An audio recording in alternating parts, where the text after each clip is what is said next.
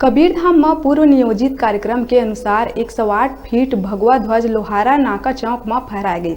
सबले पहली शहर के राम जानकी मंदिर ले हजारों की संख्या में महिला मन कलश यात्रा निकाली, जिन यात्रा नगर भ्रमण करत हुए लोहारा नाका पहुंची।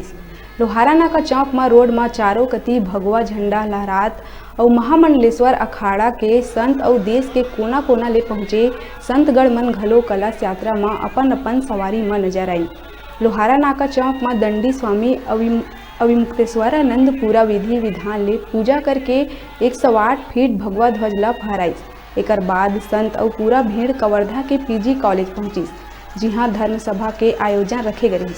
धर्म सभा में संत मन भगवा और अपन सनातन धर्म बर समर्पण भाव रखे और धर्म रक्षा बर मर मिट जाए के आह्वान करी।